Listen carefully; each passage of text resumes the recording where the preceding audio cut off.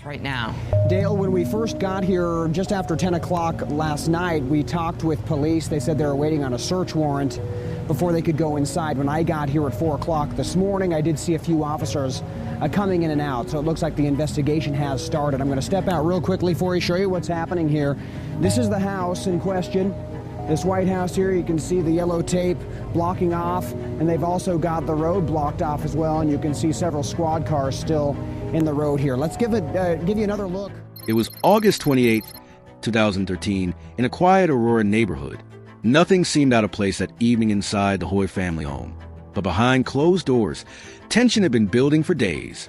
18-year-old Isabella Guzman had been arguing with her mother, Yunmi Hoy, more than ever. The fights weren't about small things anymore. They were loud, explosive, and filled with anger that no one fully understood. It ended with her spitting directly in Yunmi Hoy's face. Her mother was used to difficult behavior, but That night, the shouting started again. Yunmi's husband, Ryan Hoy, could hear the heated voices echoing through the house. Then came something that froze him in place. A sudden, sharp scream from upstairs. He rushed toward the bathroom door, pounding on it, but it was locked. Looked past her into the bathroom. He saw his wife lying motionless. On the other side, all he could hear were muffled cries and heavy thuds. The next moment, silence. When Ryan finally forced the door open, the scene in front of him was something no human should ever have to see. His wife lay lifeless on the bathroom floor, surrounded by blood. The scene first responders encountered was absolutely unimaginable amount of blood. The dispatcher instructed Ryan to start CPR, but even he could see there was no hope. Yunmi's injuries were too severe. In that moment, Ryan realized he had lost his wife. Police arrived minutes later. Emergency services arrived at 10:16 p.m., only 11 minutes after Ryan's frantic 911 call. By 10:28 p.m., Yunmi Hoy was officially... Officers described it as one of the most disturbing crime scenes they had ever walked into. Yunmi Hoy had been stabbed repeatedly, reportedly 79 times, a level of violence that left even experienced investigators shaken. Stabbed 79 times, with 31 wounds to her face and 48 to her neck and torso. Officers also found a baseball bat next to her body, but Isabella was nowhere to be found. She had simply vanished into the night. Police immediately issued a BOLO alert, warning the public that she was armed. The attack had been so brutal that officers immediately began treating the home like a high-priority homicide scene. They found the murder weapon, a large kitchen knife, left behind. When Ryan looked past her into the bathroom, he saw his wife lying motionless, surrounded by an unimaginable amount of blood. The dispatcher instructed Ryan to start CPR, but even he could see there was no hope. Yunmi's injuries were too severe. In that moment, Ryan realized he had lost his wife forever, and the stepdaughter he had tried to help raise had become her killer. Emergency services arrived at 10:16 p.m., only 11 minutes after Ryan's frantic 911 call. By 10:28 p.m., Yunmi Hoy was officially pronounced dead. The scene first responders encountered was absolutely brutal. Yunmi had been stabbed 79 times, with 31 wounds to her face and 48 to her neck and torso. Officers also found a baseball bat next to her body, but Isabella was nowhere to be found. She had simply vanished into the night. Police immediately issued a BOLO alert, warning the public that she was armed and extremely dangerous. They attempted to track her cell phone, but she had turned it off, making it clear that despite her apparent mental state, she retained enough awareness to try to avoid capture. The manhunt continued through the night and into the next day. For 16 hours, Isabella remained at large while police searched everywhere. The community was on edge. But Isabella was gone. She had vanished into the night, barefoot and covered in blood. Word of the killing spread quickly through Aurora. Neighbors who had always seen Isabella as a quiet girl were now terrified. Who could do something like that to their own mother? Police launched a manhunt through nearby neighborhoods, parks, and streets. The next day, August 29, 2013, just before noon, the search came to an end. Officers found Isabella near an office complex in Aurora after multiple reports from residents who had seen someone matching her description hiding in the area. When they confronted her, she didn't resist. She simply looked calm, almost attached, as if she were somewhere else entirely. The arresting officers said she didn't appear scared or confused. There was no sign of panic. That calmness, in the middle of chaos, unsettled everyone who saw it.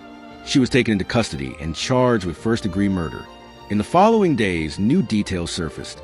Police learned that earlier in the week, Isabella's mother had contacted them, worried about her daughter's behavior. She had even told officers that Isabella had threatened her, saying, "You will pay for this." Those words would later haunt everyone who read the report. During the investigation, detectives discovered a long history of conflict between Isabella and her mother. Family friends described their relationship as tense and unpredictable.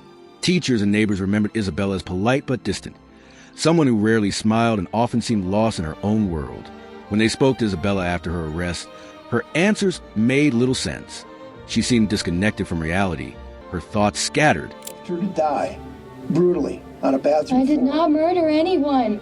How does Please that stop feel? accusing me of this. Just tell me how that feels. Please fingerprint me. Please fingerprint me. Please fingerprint me. I will show you that I am not this freaky, horrible person. Don't call me Isabella. That's really That's your name. freaky. My name is not Isabella. My name is Samantha. There are people in this world that look alike, you know.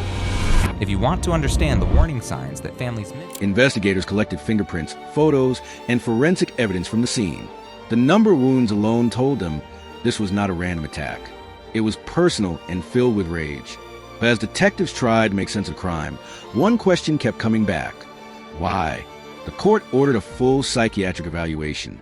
When Isabella first appeared in court, cameras captured her calm, almost blank expression. she was smirking at the cameras, pointing at her eyes like she was filming a TikTok video. In that Aurora, Colorado courtroom on September 5th, 2013, facing charges for taking her own mother to the courtroom, was stunned. Her lawyers had prepared an insanity. Ryan ran and tried to explain what was happening to the investigators. Not sure what happened with the knife she was carrying. It looked like she was still holding on to it. And I looked down and I saw my wife on the floor. Blood everywhere, all over the bathroom. I was talking to the dispatcher, and the dispatcher told me, make sure you get her breathing again. Get her airways open. I don't know CPR. Then, to his complete shock, the door simply opened. Isabella casually walked out with a completely blank expression, still holding a bloody knife. When Ryan looked past her into the bathroom, he saw his wife lying motionless, surrounded by an unimaginable amount of blood. The dispatcher instructed Ryan to start CPR, but even he could see there was no hope. Yunmi's injuries were too severe. In that moment, Ryan realized he had lost his wife. Psychiatrists began studying her mental state in depth. After weeks of evaluation, doctors concluded that Isabella was suffering from severe paranoid schizophrenia. Reports described that she had been hearing voices, hallucinations that commanded her to harm her mother because she believed her mother was evil or trying to destroy her. The interrogation footage reveals something truly disturbing about Isabella's mental state. She's 110 pounds. That's really skinny. I'm 148 pounds. Isabella, please. Don't call me Isabella. That's really That's your name. freaky. My name is not Isabella. My name is Samantha. There are people in this world that look alike, you know. You guys are not like all knowing. You don't know everything. You're just accusing me of all this stuff that I didn't do. That's you. No, it is not. There's no question. That's you. She's pretty. Yeah, you're a pretty girl. That's you. But that's not me. Yeah, that's up your Facebook account. She's a singer. It's not even a funny game anymore. Why would she kill anybody? That's what we want to know. You left her to die brutally on a bathroom I did floor. not murder anyone. How does Please that stop feel? accusing me of Just this. tell me how. They kept trying to get Isabella to admit the truth, but from her perspective, she was telling the truth. We know what you we know what you did, and we know who you are. We know how it Apparently happened, not, when it because you happened. guys are completely wrong. You got the wrong girl. No, we don't. We don't have the wrong girl, and you know that. No, I don't. How did it feel How did what feel? when you did what you did? How did it feel? I didn't kill anybody. That's it make- disgusting. Did it feel good? That's disgusting. You guys really think I'm a murderer? Yeah, we're not joking. Did it make you feel powerful? Ew. Just you. The story Isabella told was incredibly detailed and consistent. She described being a 15-year-old runaway from Ohio looking for her boyfriend, who had somehow ended up in Colorado. She claimed this was all a case of mistaken identity and that DNA testing. The most chilling moment came when detectives brought in Isabella's biological father, Robert, hoping that seeing a familiar face might break through her psychological barriers. Who's that? That's my baby. Sir, do you recognize this? Who are you? Hey, Robert, why don't you come on back out here for a second? Do you recognize her? Yeah, she's my daughter. What's her name? Isabella Isabella. What's her last name? Guzman. Isabella Guzman. Okay. This photograph here. Is that photograph? Is that your daughter there? Yeah, Okay. And this is your daughter here. yeah. Is he insane? Does she have like a crazy family? Like a completely crazy family? Is that why she's psychotic and killed her mom? My name is Samantha. Who is that man? Imagine being a father and having your own daughter look at you like you're a complete stranger. Robert broke down completely, and investigators realized that they were dealing with something far more complex than a teenager trying to avoid consequences. In June 2014, something happened that changed everything about how this case was understood. The findings changed everything. Her defense team filed a plea of not guilty by reason of insanity. Prosecutors reviewed the evidence and the psychiatric reports. Eventually, the judge accepted the plea. In 2014, Isabella was found not guilty by reason of insanity and was committed to the Colorado Mental Health Institute at Pueblo, a high-security psychiatric hospital, for treatment instead of prison time.